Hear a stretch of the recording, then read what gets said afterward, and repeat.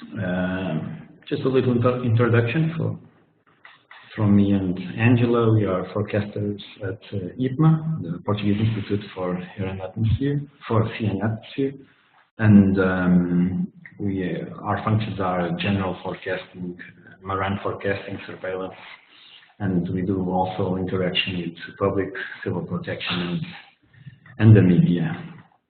So moving along, the usual question, where are you from? If you can put it down in the image. So today is a carnival in Portugal. I don't know if the rest of Europe celebrates carnival, but it's a holiday here. When the government decides it's a holiday. So, but today it's a holiday, and we know that Venice also celebrates the carnival. And yes, we have mainly Central Europe, Estonia. All right, moving along. So the first image for today, the RMS RGB with the initial level pressure, and we can see two surface flows near the North Sea, and we have this eye in the near Azores, and a depression near Greece, and we also have this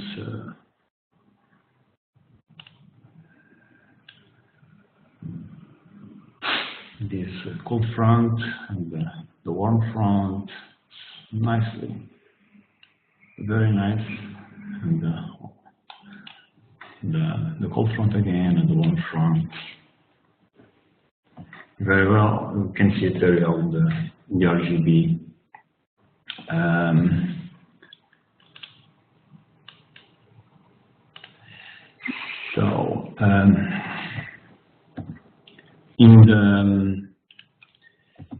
In the water vapor 6.2, we have the geopotential of 300 hectopascal, and we can see the trough, the upper left trough, is moving now in the direction of Central Europe, and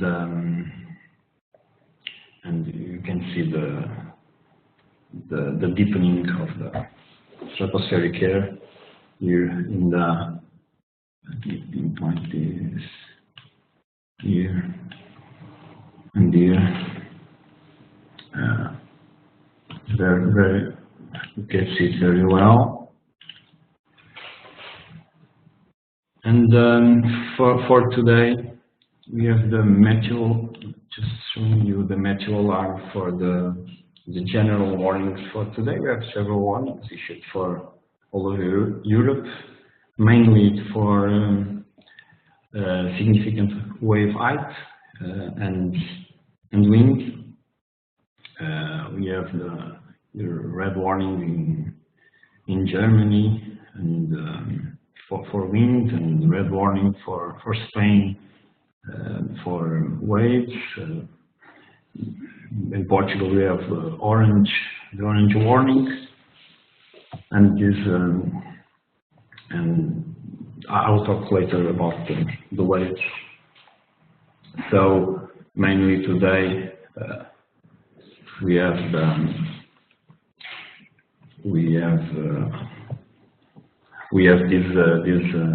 this entrance of this cold front over the Central Europe, and we have here in the Mediterranean a southwestern flow. And for today, the southwestern flow is hot and moist air mass, is getting to near Italy and the Adriatic Sea, and it's expected today that convection will likely happen over this region near Italy, the Adriatic Sea, and with that, we may have also convective wind gusts that are the major importance in the issue of the wind warnings for this part of Europe. So talking about the slide from the meteorology, we have the dry sinking air mass here behind the cold front, and also here this. I'm sorry, just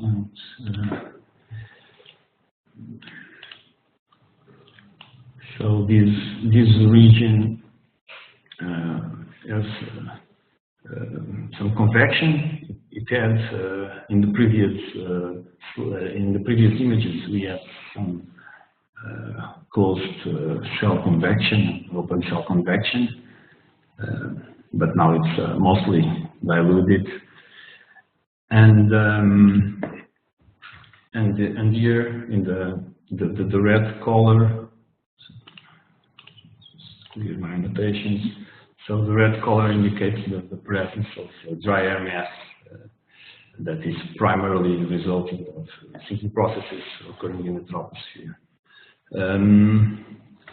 Looking a bit into the components, the red, the green, and the blue for the dry sinking air mass, we have the brightness temperature of channel 7.3, a little higher than the brightness channel of 6.2, because 6.2 is more affected by water vapor absorption. So the brightness temperature difference is smaller in dry areas, and because there is less water vapor in the upper troposphere. So the red contribution is medium to high. The green, we have the green with the 9.7 difference with the 10.8. So this stratospheric air is rich in ozone. So the brightness temperature of the 9.7, which is also known as the ozone channel, is low. So and there is little absorption of long wave radiation in 10.8, so there is a high brightness temperature for 10.8. So the brightness temperature difference is strongly negative, therefore with a low impact in the green color beam. The contribution for the blue color beam is also very small. The temperature scale for 6.2 is chosen such that high brightness temperature gives only a little contribution for the blue color beam. So this it was the dry sinking air masses. So about the polar air masses, which are characterized by a blue color. So this blue color aims for a polar air mass with the low tropopause and the high ozone concentration. So the red, the brightness temperature difference between the 6.2 and 7.3 contributes as a large contribute for red. So the scale for red color beam is chosen that way that a large brightness temperature leads to small contributions in the red color. So the red contribution is low. The green contribution, it's almost zero. So the larger difference between these two channels, the larger the difference, the smaller the green contribution. So the channel 9.7, as I said earlier, it's responsive to ozone concentration in the lower stratosphere. So, and as we know, the polar regions are characterized by a low tropopause level and by a lower altitude of the ozone-rich stratospheric air. As the air mass is ozone-rich in the levels where 9.7 as its contribution maximum, the resulting bit brightness temperature difference is largely negative. About the blue, the main contribution comes from the continent blue, because the cold atmosphere and the inclined viewing angle produce low brightness temperatures measured at this channel, and measured radians are smaller in the edge of the visualized Earth. So here, far north, it happens that the radiance measured is smaller than under the satellite areas. So it's called like the limb cooling effect, which adds to the blue. So we have some opaque clouds in white, and I won't talk much about that. I will ask a question if someone can see the lead cloudiness anywhere in the image, you can point it out. So at least there's a small area. Oh, very nice. Yes. In the Apennines, I think it's the name. Very nice. Yes, you can see it here, so I'll point it out. So.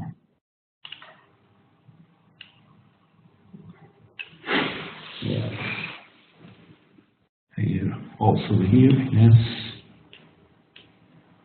I don't know the name.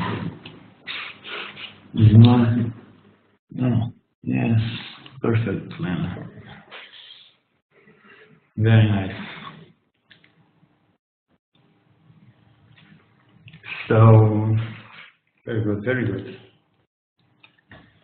Let me just clear my annotations.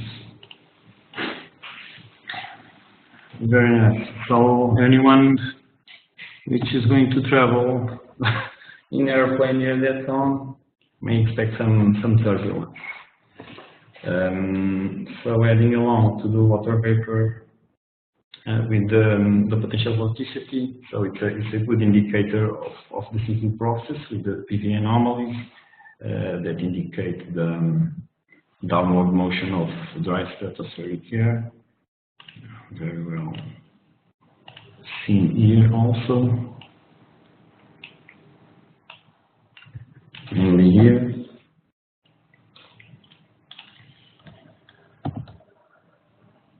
And also the air protected 300 hectopascal with the jet stream, also very clear. So this image is very nice to see these features. So now I will talk to you a bit about the marine forecasting, especially the wave prediction. I will talk about how the waves form a little bit. So we have this fetch area. So this is for the 26, the early 26, when this depression was west from Iceland, and we had a great gradient here, pressure gradient, and the winds were very intense, higher than 50 knots. So there are three basic components to wave growth. They are wind speed, the fetch, the fetches or the distance over which the wind blows from a constant direction and at a constant speed, and the time period wind affects that distance. So this started a little bit earlier than the 26th, but I chose to start here. And you can see the fetch area is moving along in the next 12 hours, always with the northeast winds.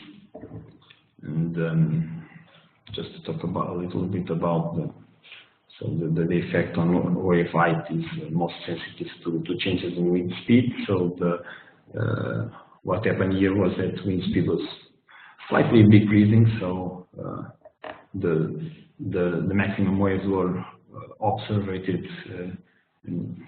far north. Despite that, with this patch area and these winds with that constant direction, they arrived here at our western coast of Europe, and they are responsible for the issuing of various warnings at this coast, mainly France, Spain and Portugal.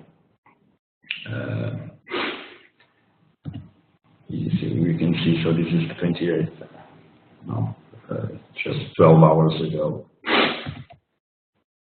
So the prediction, the forecast for significant wave height of the European center shows us over 15 meters significant wave height far north, and its evolution was in the direction of the coast already mentioned, and although the decreasing waves, they will reach this coast with about 9-10 meters at the maximum.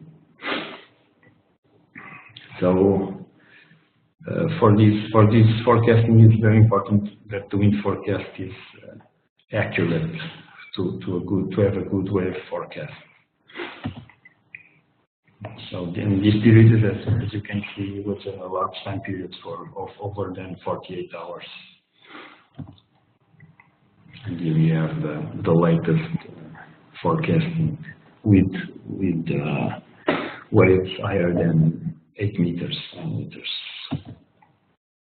So ASCAT is very important for us to follow the winds and the storms, the lows, and here we have the ASCAT starting at day 26 at 12 UTC, and you can see here winds reaching 48 knots, near 50 knots, and slightly decreasing along the way, although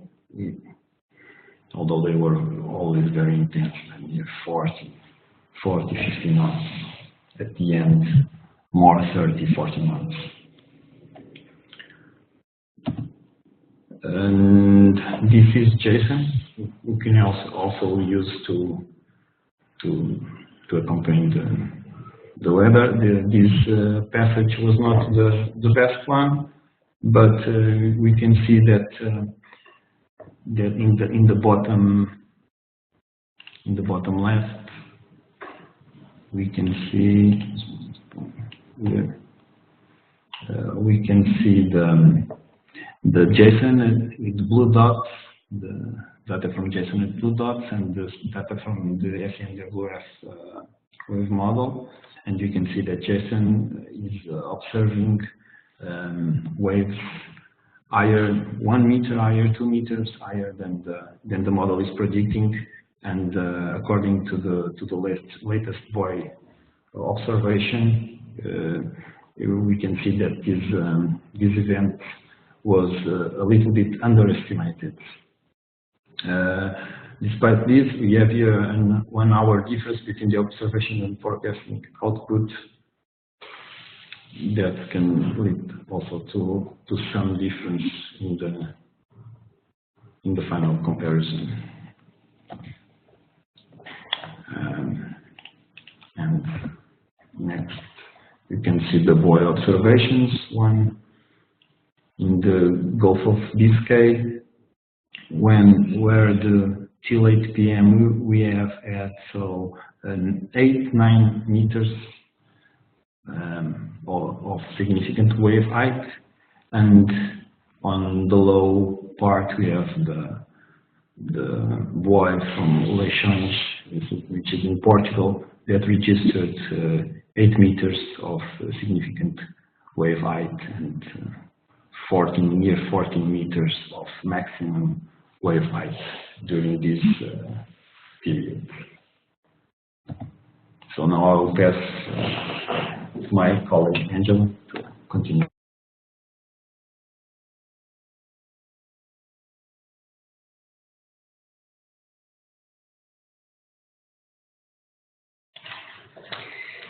Thank you, Bruno. Good afternoon, everyone. I'm just going to change a little bit. I'm going to talk about dust. So, about a recent dust cloud event that affected Iberia and Northern Africa in the past 2 days. And here are some reports that I found in social media from these places: south of Portugal, southeast Spain, and northeast Morocco. So you can see some mud over the cars and the sky a little bit gray because we had this dust in the atmosphere. So let's see when more or less this began and why. So for lifting dust up in the air, two things must come together. Of course, strong surface winds.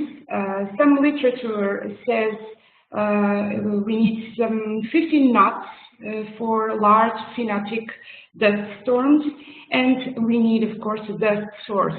And here over Northern Africa with Sahara Desert, we have a big dust source. These dust outbreaks in the Northern Hemisphere mainly happen from February to June. So the season is starting. So here it's a dust RGB image with mean sea level pressure from the 18th February at 12 UTC. And south of Morocco, we can see a low pressure system that already was lifting some dust in the air. So you see the pinkish color near the low pressure system. Over Bay of Biscay, there is another low which is moving. It's moving south, and these two systems will merge later. So these are 24 hours later. You can see the two systems still separated, and on 20th February you can see a large system. It was already settled with strong southeasterly winds, and the pinkish color is the dust cloud which is spread over Northern Africa and Iberia. Also, from the SWAMI MPP, the VIRS instrument, we have here the true color image, and you can see the dust plume with the light brownish gray color. So you can use the visible images to detect dust, mainly, of course, in daytime, and they are very good over the ocean. So let's see what is this dust RGB. So the dust RGB uses 3 window channels of MFG, and the differences we have here are the main ingredients. So in the red beam, we have the optical thickness and the difference between the temperature of the surface and the temperature of the cloud. In the green beam, we also add the phase, and in the blue beam, we have the top temperature. So some limitations with the RGB. Of course, high clouds may obscure the dust. The level, it's not easy to know where is the dust cloud, what is the height of the cloud, but RGB nevertheless can help us. Dust clouds over the ocean sometimes is difficult with this RGB, and over continent during night it's also sometimes it is difficult. Of course, that is optically thin, so it may not be seen in the visible images, You saw it's very good over the oceans, of course, during daytime, and also in the infrared images. So, as you all know, the dust appears pinkish or magenta in this RGB. And why this is happening? So, to have this color, we mainly have red and blue, with no contribution or a small contribution from the green beam. So there is a large contribution from red because long wave radiation from Earth's surface is stronger absorbed by a dust layer at 10.8. It's best absorbed, it's stronger absorbed in 10.8 than in 12. So we have a positive brightness temperature difference, which leads to a high red contribution. The blue contribution is high for warm and low clouds like dust, of course. So, during night, the dust particles are cooler than in daytime. So the result is that we have a lower contribution of blue during night, and the dust will appear purple. But in daytime, we have a higher contribution of blue, so we have magenta. So mainly we have the magenta, pinkish color to detect the presence of dust. The intensity of the pink color can help us. I said before that it's very difficult to know the level of the dust cloud, but the intensity or the difference of shades of the pink shades can help us indicate the dust cloud level, not the concentration. So the intensity of the pink color is related to the dust cloud level. It's it can help us, but not the concentration. So in some regions, it's important to know about the topography of the area, because that will help us. It's another information to determine the level of the dust cloud. So here are some different shapes. You can see this, on the right side and left side, we have different shapes of colors for thin dust clouds in night and day, and for thick dust clouds. So on the right, they are found only near the surface, and we cannot see a difference between day and night. But thin dust clouds on the left side, so there is some differences, light differences, but it sure can help us to to more or less infer which level is the dust cloud. So finally, just to show the last one is on 21 February. You can see the dust cloud, and as I told you, this is a night image, 0 UTC, and you can see over Iberia there are mainly no clouds. The sky is clear, but it's difficult to see where is the dust cloud. But over the ocean, Atlantic Ocean and the Mediterranean, you can see a little light pink, and it's the dust clouds over South Iberia. And thank you all. I'm going to pass to Bruno again. Thank you.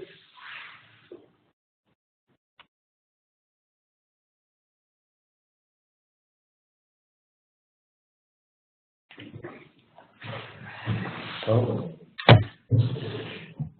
thank you very much. So on March 23rd, EUMeTrain is celebrating the World Meteorological Day with a specialist of weather briefing. Be sure to attend it if you please.